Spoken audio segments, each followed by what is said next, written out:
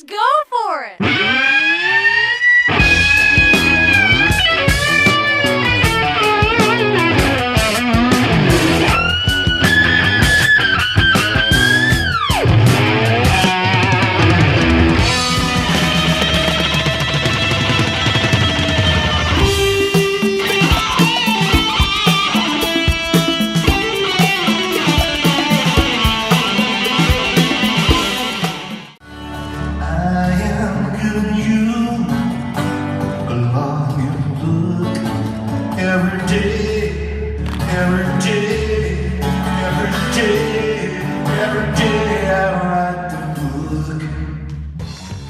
Hey everybody, it's me, your buddy Dave, back with a new video here at The Dark Stuff.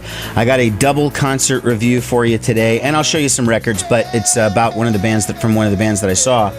I saw two great shows in the last 2 weeks. I saw Elvis Costello about 2 weeks ago at a place here in Omaha called the Holland Performing Arts Center, and I saw a really great new-ish group from New York called Teen perform last night at the Waiting Room here in Omaha, and I'm going to do a little review of both. Let's just go ahead and jump into it. I mean, I saw Elvis Costello at Holland Performing Arts Center. It's on his current Detour tour. Got a pair of tickets to the radio station. I've been a fan of Elvis Costello since probably 1990 or so, 91, okay? And I've never had the opportunity to see him live. I've never been in the same city. It's never worked out. And I initially got into Elvis, I'll be honest with you, under less than great circumstances. I kind of did it to impress a girl when I was in college who I just was infatuated with. Her favorite was Elvis Costello, so I kind of played along like I liked Elvis Costello, right? And I picked up a couple records, and but at the time I thought, I hate this guy, Well, okay, that relationship came and went pretty quickly, but here I am 25 years later, and I'm still a huge Elvis Costello fan. His music is so overwhelmingly good that it doesn't matter that little infatuation was brief and over, because I have Elvis's music, and he's, if not my favorite lyricist, he's in the top three. It's just something that I couldn't believe I've never seen him before, It feels like there's been a lot of opportunities, but I found out that the last time Elvis Costello was in Omaha was the early 80s at the Civic Auditorium. So he was in Lincoln in 2015, but as far as Omaha goes, no, not since the early 80s. So maybe that's why I missed it, I guess. So the current tour features Elvis doing playing either solo acoustic,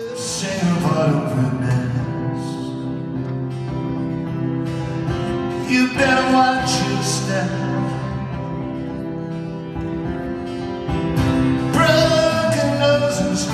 On the wall, backslapping drinkers to the road. So much drunk they don't understand at all. You better watch your step. or with a piano. Well, I ask you, the boy said, Dad, they're going to take me to task. But I'll be back by Christmas. It's just a rumor that was spread around town. Somebody said that someone got filled in for sale. He's doing songs from throughout his career. You know, he did all the classics, you know, like Watching the Detectives and Allison and, you know, those kinds of songs. I Hope You're Happy Now, these kinds of things, all from the original Attractions era. He did a bunch of newer songs from the Imposters period. He did some 90s material. He did some rarities like Deep Dark Truthful Mirror off the oh, that's not on Trust, that's on Spike. Great song there. And this room was so special in a way because it is a performing arts center, so it's really designed for plays, which means people are unmiked and you have to hear it throughout the entire thing. So Elvis was mostly playing with a microphone, of course. But there was a time where he walked away from the microphone and he walked to the side of the stage and he played, I think, Allison or something, and it was just him, the guitar, and his voice, no microphones, no nothing, and you could hear it like he was doing a private concert for you in your living room.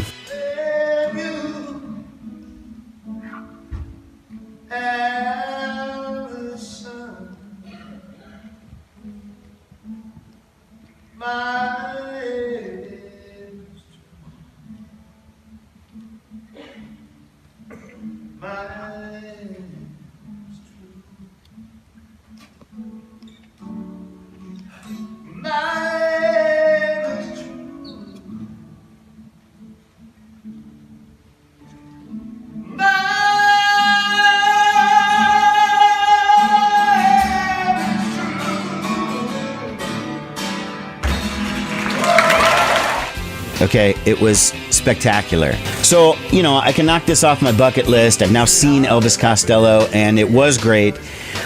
My only knock on the show would be that I thought Elvis was a little bit too, trying too hard to get applause or something. Like, after each song, you'd be like, all right, come on, you know, like doing this kind of thing, like getting the crowd going. It's like you do that every now and again. I don't think you do it like every single, after every single song, you know? And then some of the stories got a little long-winded, I think, but and I just wanted to hear more music. But his audience is now older, just like he's older, and I think they like the sort of the casual storyteller vibe of him speaking for 5 to 6 minutes before playing like a 3-minute song. So, again, that's not really a knock. It's just something that I thought pacing could have been picked up a little bit, but whatever. Other odd note, I've never seen this at any other show. The pre-show music, okay, was Elvis Costello.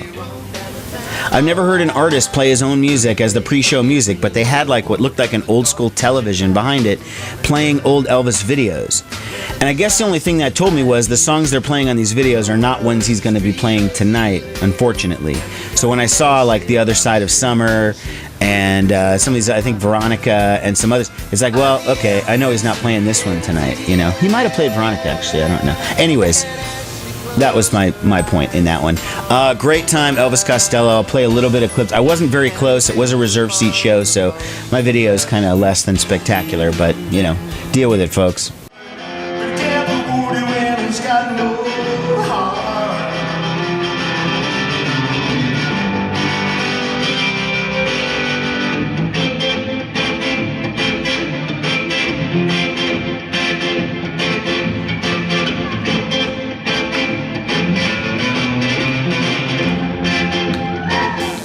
Okay, and then the second show I saw was just, I mean, fantastic. I'm still reeling from it tonight. I saw the band Teen.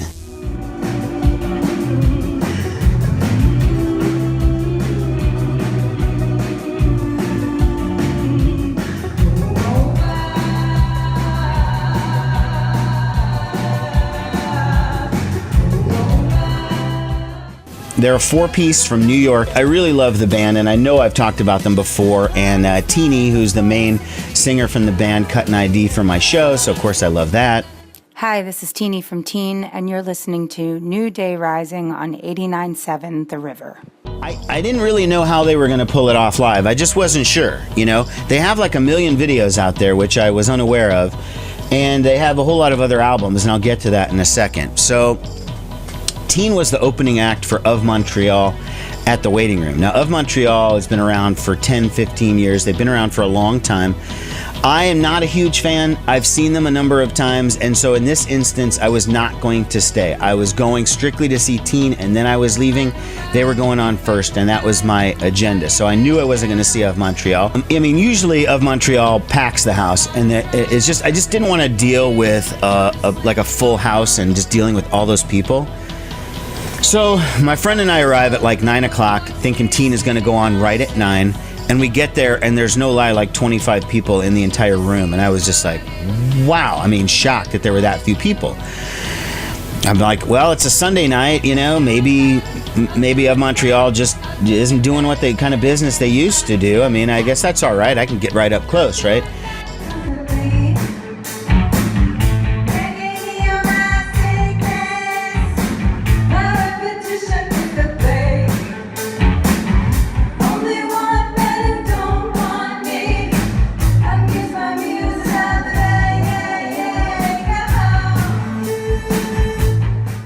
So Teen goes on probably about 9:15, And my friends and I mosey up to the front of the stage, and there's probably about 10, 15 people up in the front, and then the rest of the people are sort of standing towards the back, and people are coming in consistently with their tickets to see of Montreal. The set was so good. I just didn't know how they were going to pull it off. First of all, 3 of the members are sisters. I didn't realize that, okay? So if I'm looking at it this direction, so this one, she plays drums, this one's keyboards and sings, this one's guitar, keyboards and sings, and then that's the bass player. So these 3 are sisters, okay? And then she's just their friend or whatever. And mostly Teeny does the singing. Lizzie exchanged and did a couple of songs where she sang vocals, a couple of them where she got out of from behind the keyboard and actually sang as the main singer.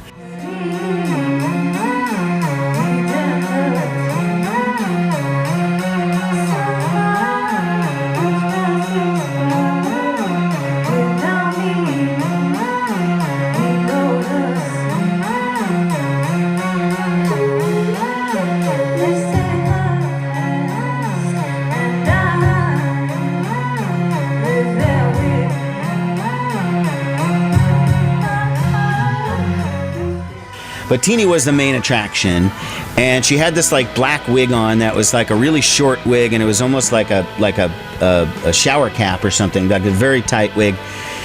Wore this black thing. She had all these like crazy 80s moves. I'd act them up. I don't want to look like a fucking idiot, but it was just very entertaining. And the whole time I was sitting there listening to it, I was like, this is like if Gary Numan were reincarnated as like 4 women.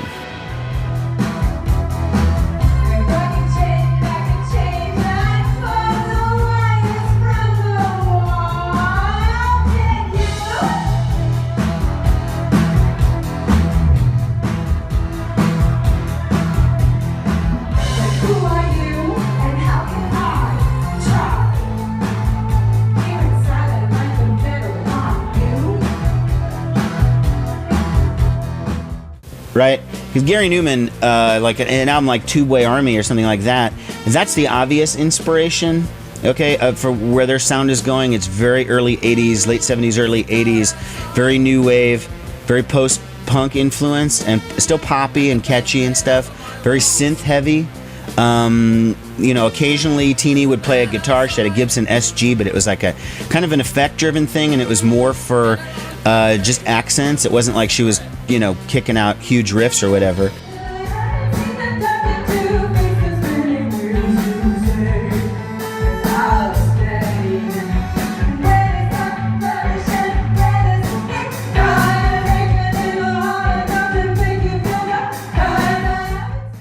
But it was just such an enjoyable set. I mean, I really liked it. They played about 40 minutes or so, and I pretty much loved every second of it. It was fantastic. They ended the show, and I went straight back to the merch. Now, by this point, probably about 50 or 60 more people had come in, and they were digging Teen, because by the last song of Teen's set, almost all of the crowd, which again was still only about 100 people, but were up in the front cheering and were definitely vibing on the show. So they probably made some new fans. What I didn't realize was they had other records besides this one. Okay? Now I mentioned that they already cut an ID for my show, and then I also had this poster, that was inside the record that they all signed. So I didn't really think I was going to stick around and try to get autographs. Because I already had something signed, and I just, you know, I didn't know if that would be something I wanted to do. I had an early morning appointment, and I needed to get out of there. But when I walked back to the merchandise table, they had 3 other albums that I was completely unaware of. So I bought all 3, okay? This is a 5-song EP called Carolina. Okay. Another record from Teen. Here is a double album called In Limbo.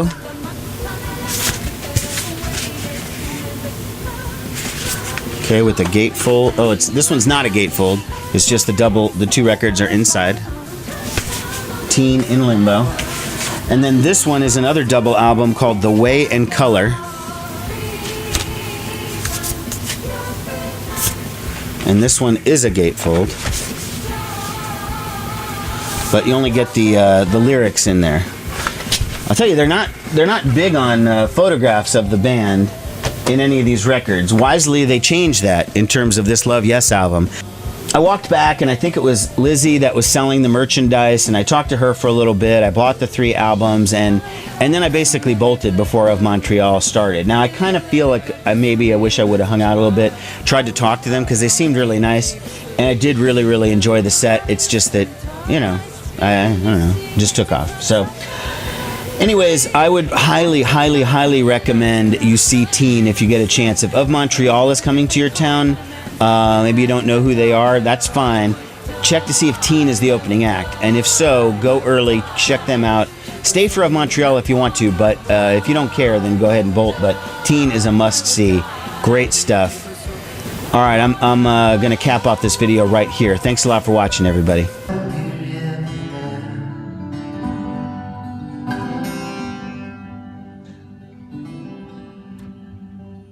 He's got all the things you need and some that you will never.